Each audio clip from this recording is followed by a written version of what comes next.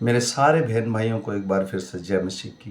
परमेश्वर का अनुग्रह है कि सुबह हम सब लोग काम पर गए, शाम को प्रभु सही सलामत लेके आया और हमारे परिवारों से मिले। इसके लिए प्रभु का धन्यवाद करेंगे। आज तारीख है 21/4/2025 और हम शाम का वचन पढ़ेंगे। हम पढ़ेंगे शमूएल की पुस्तक में से दूसरा शमूएल और उसका 12 और 13 अध्याय। इसके पढ़े और सुने जाने पर प्रभु की आशीष हो। मैं बेसिक बाइबल पढ़ता हूँ। जो मेरा बहन भाई से 365 दिन सुनेगा, करीब वो पूरी की पूरी बाइबल कंप्लीट कर लेगा। मैं आशा करता हूँ कि ये वचन हमारे हृदय और मनों में काम करे। जो भी मेरा बहन भाई इसे सुने, वो एक दूसरे को शेयर कीजिए ताकि ये वचन हमें उन्नति के मार्ग पर ले जा सके। आमीन। जय मसीह। तब यहोवा ने दाऊद के पास नातान को भेजा और उसके पास जाकर कहने लगा, एक नगर में दो मनुष्य रहते थे, जिनमें एक धनी और एक निर्धन था। धनी के पास तो बहुत सी भेड़ बकरियां और गाय बैल थे, परंतु निर्धन के पास एक भेड़ का छोटी सी बच्ची को छोड़ और कुछ भी न था, और उसने उससे मोल लेकर जलाया था। वह उसके यहाँ उसके बाल बच्चों के साथ बढ़ रही थी। वह उसके टुकड़ों में से खाती और उसके कटोरे में से पीती और उसकी गोद में सोती थी, और वह उसकी बेटी के समान थी। फिर धनी के पास एक यात्री आया और उसने उस यात्री के लिए जो उसके पास था भोजन बनवाने को अपनी भेड़ बकरियों या गाय बैलों में से कुछ न लिया, परंतु उस निर्धन मनुष्य की भेड़ की बच्ची लेकर उस जान से जाने के लिए जो उसके पास आया था भोजन बनवाया। तब दाऊद का कोप उस मनुष्य पर भड़क उठा और उसने नातान से कहा, यहोवा के जीवन की शपथ, जिस मनुष्य ने ऐसा काम किया है वह प्राण दंड के योग्य है, और उसको वह भेड़ की बच्ची का चौगुना भर देना होगा, क्योंकि उसने ऐसा काम किया है, कुछ दया नहीं की। तब नातान ने दाऊद से कहा, तू ही वह मनुष्य है। इज़राइल का परमेश्वर यहोवा यूं कहता है कि तेरे अभिषेक कर के तुझे इज़राइल का राजा ठहराया, और मैंने तुझे शाऊल के हाथ से बचाया। फिर मैंने तेरे स्वामी का भवन तुझे दिया और तेरे स्वामी की पत्नियां तेरे भोग के लिए दी, और मैंने इज़राइल को यहूदा का घराना तुझे दिया, और यदि यह थोड़ा था तो और तुझे और भी कुछ देने वाला था। तूने यहोवा की आज्ञा तुच्छ जानकर क्यों यह वह काम किया जो उसकी दृष्टि में बुरा है। हित्ती उरिया को तूने तलवार से घात किया और उसकी पत्नी को अपनी कर लिया, और उरिया को अम्मोनियों की तलवार से मरवा डाला। इसलिए अब तलवार तेरे घर से कभी दूर न होगी, क्योंकि तूने मुझे तुच्छ जानकर हित्ती उरिया की पत्नी को अपनी पत्नी कर लिया है। यहोवा यूं कहता है, सुन, मैं तेरे घर में से विपत्ति उठाकर तुझ पर डालूंगा, और तेरी पत्नियों को तेरे सामने से लेकर दूसरे को दूंगा, और दिन दोपहरी में तेरी पत्नियों से कुकर्म करेगा। तूने तो वह काम छिपकर किया है, पर वह काम सब इज़राइलियों के सामने दिन दोपहरी कराऊंगा। तब दाऊद ने नातान से कहा, मैंने यहोवा के विरुद्ध पाप किया है। नातान ने दाऊद से कहा, यहोवा ने तेरे पाप को दूर किया है, तू न मरेगा। तो भी तूने जो इस काम के द्वारा यहोवा के शत्रुओं को तिरस्कार करने का बड़ा अवसर दिया है, इस कारण तेरा जो बेटा उत्पन्न हुआ है वह अवश्य ही मरेगा। तब नातान अपने घर चला गया। जो बच्चा उरिया की पत्नी से दाऊद के द्वारा उत्पन्न हुआ था वह यहोवा का मारा हुआ रोगी हो गया। अंत दाऊद उस लड़के के लिए परमेश्वर से विनती करने लगा और उपहास किया, और भीतर जाकर रात भर भूमि पर पड़ा रहा। तब उसके घराने के पुरानी उठकर उसे भूमि पर से उठाने के लिए उसके पास गए, परंतु उसने ना चाहा और उसके संग रोटी ना खाई। 7वें दिन बच्चा मर गया। दाऊद के कर्मचारी उसके बच्चे के मरने का समाचार देने से डरे। उन्होंने कहा, जब तक बच्चा जीवित रहा तब तक उसने हमारे समझाने पर मन ना लगाया। यदि हम उसको बच्चे के मारे मर जाने का हाल सुनाएं तो वह बहुत ही अधिक दुखित होगा। अपने कर्मचारियों को आपस में फुसफुसाते देखकर दाऊद ने जान लिया कि वह बच्चा मर गया है। तो दाऊद ने अपने कर्मचारियों से पूछा, क्या बच्चा मर गया? उन्होंने कहा, हाँ, मर गया है। तब दाऊद भूमि पर से उठा और नहाकर तेल लगाया और वस्त्र बदला। तब यहोवा के भवन में जाकर दंडवत की और फिर अपने भवन में आया, और उसकी आज्ञा पर रोटी उसको परोसी गई और उसने भोजन किया। तब उसके कर्मचारियों ने पूछा, तूने यह क्या काम किया है? जब तक कि बच्चा जीवित रहा तब तक तू उपवास करता रहा, रोता रहा, परंतु ज्यों ही बच्चा मर गया त्यों ही तू उठकर भोजन करने लगा। उसने उत्तर दिया, जब तक वह बच्चा जीवित रहा तब तक मैं यह सोचकर उपवास करता रहा और रोता रहा कि क्या जाने यहोवा मुझ पर ऐसा अनुग्रह करे कि बच्चा जीवित रहे, परंतु अब वह मर गया है, फिर मैं उपवास क्यों करूं? क्या मैं उसे लौटा ला सकता हूं? मैं तो उसके पास जाऊंगा, परंतु वह मेरे पास लौट कर नहीं आएगा। तब दाऊद ने अपनी पत्नी बेतशेबा को शांति दी और वह उसके पास गया और उसके एक पुत्र उत्पन्न हुआ और उसका नाम सुलेमान रखा। वह यहोवा का प्रिय हुआ और उसने नातान भविष्यवक्ता के द्वारा संदेश भेज दिया और उसने यहोवा के कारण उसको नाम यद्याह रखा। इस बीच योआब ने अम्मोनियों के रब्बा नगर से लड़कर राजनगर को ले लिया। तब योआब के दूतों ने दाऊद के पास यह कहलावा भेजा, मैं रब्बा से लड़कर जल वाले नगर को ले लिया, इसलिए अब रहे हुए नगरों को इकट्ठा करके नगर के विरुद्ध छावनी डालकर उसे भी ले ले। ऐसा ना हो कि मैं उसे ले लूं और वह मेरे नाम पर कहलाए। तब दाऊद सब लोगों को इकट्ठा करके रब्बा को गया और उससे युद्ध करके उसे ले लिया। तब उसने उसके राजा का मुकुट जो तेल में किक्कर भर सोने का था और वह मणि जड़े थे और उसके सिर पर से उतारा और वह दाऊद के सिर पर रखा गया।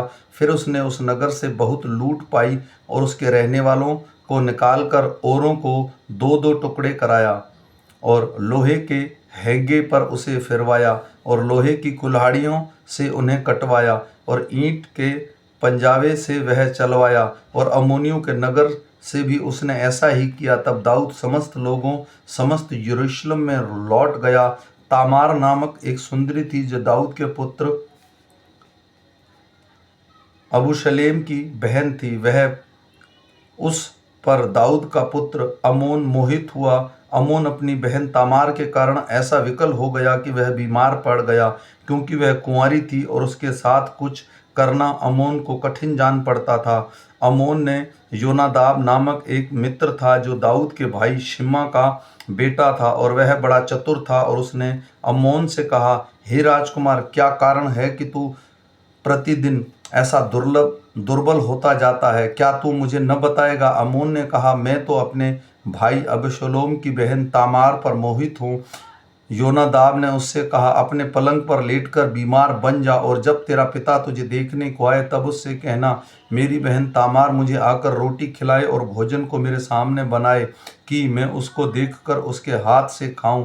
अंत आमोन लेटकर बीमार बना और राजा उसे देखने आया। तब आमोन ने राजा से कहा, मेरी बहन तामार आकर मेरे देखते दो पूरी बनाए और मैं उसके हाथ से खाऊं। तब दाऊद ने अपने घर तामार के पास यह कहलावा भेजा, अपने भाई अमोन के घर जाकर उसके लिए भोजन बना। तब तामार उसको भाई अमोन के घर गई और वहां पड़ा था। तब उसे आटा लेकर गूंधा और उसके देखते पूरियां पकाई। तब उसको थाल में लेकर उसके पास उसके लिए परोसी। तब उसने खाने से इनकार किया। तब अमोन ने कहा, मेरे पास आसपास से सब लोगों को निकाल दो। तब सब लोग उसके पास से निकल गए। तब अमोन ने तामार से कहा, भोजन को कोठरी में ले आ कि मैं तेरे साथ हाथ से खाऊं। तो तामार अपने बनाई हुई पूरियों को उठाकर उसके भाई अमोन के पास कोठरी में ले गई। जब वह उसको उसके खाने के लिए निकट ले गई तब उसने उसको पकड़कर कहा, हे मेरी बहन, आ मुझसे मिल। उसने कहा, हे मेरे भाई, ऐसा नहीं, मुझे भ्रष्ट ना कर, क्योंकि इज़राइल में ऐसा काम होना नहीं चाहिए। ऐसी मूढ़ता का काम ना कर, फिर मैं अपनी नामधराई लिए हुए कहाँ जाऊंगी और तू इज़राइलियों में एक मूढ़ गिना जाएगा। तू राजा से बातचीत कर, वह मुझको तुझे ब्याह देने के लिए मना ना करेगा। परंतु उसने उसकी ना सुनी और उसे बलवान होने के कारण उसके साथ कुकर्म करके उसे भ्रष्ट किया। तब अमोन उसे अत्यंत बैर रखने लगा, यहाँ तक कि वह बैर उसके पहले मोह से बढ़कर हुआ। तब अमोन ने उससे कहा, उठकर चली जा। उसने कहा, ऐसा नहीं, क्योंकि यह बड़ा उपद्रव अर्थात मुझे निकाल देना उस पहले से बढ़कर है जो तूने मुझसे किया है। परंतु उसने उसकी ना सुनी, तब उसने अपने टहलुए जवान को बुलाकर उस स्त्री को मेरे पास से बाहर निकाल दे और उसके पीछे किवाड़ में चिटकिनी लगा दे। तो वह रंग बिरंगी कुर्ती पहने थी, क्योंकि जो राजकुमारियां कुंवारी रहती थी वह ऐसे ही वस्त्र पहनती थी। अंत अमोन के टहलुए ने उसे बाहर निकालकर उसके पीछे किवाड़ पर चिटकिनी लगा दी। तब तामार ने अपने सिर पर राख डाली और अपनी रंग बिरंगी कुर्ती को फाड़ डाला और सिर पर राख रखे हुए चिल्लाती हुई गई। उसके भाई अबशलोम ने उससे पूछा, क्या तेरा भाई अमोन तेरे साथ रहा है? परंतु अब हे मेरी बहन चुप रह, वह तो तेरा भाई है, इस बात की चिंता ना कर। तब तामार अपने भाई अबशलोम के घर में मन मारे ठहरी रही। जब ये सब बातें दाऊद राजा के कान में पड़ी तब वह बहुत झुंझला उठा, परंतु अबशलोम ने अमोन से भला बुरा कुछ न कहा, क्योंकि अमोन ने उसकी बहन तामार को भ्रष्ट किया था। इस कारण अबूशलेम उसकी घृणा करता था। 2 वर्ष के बाद अबूशलेम ने एप्रेम के निकट बलासोर के अपनी भेड़ का ऊन कतरवाया और अबूशलेम ने सब राजकुमारों को न्योता दिया। वह राजा के पास जाकर कहने लगा, विनती यह है कि तेरे दास की भेड़ का ऊन कतरा जाता है, इसलिए राजा अपने कर्मचारियों समेत अपने दास के संग चले।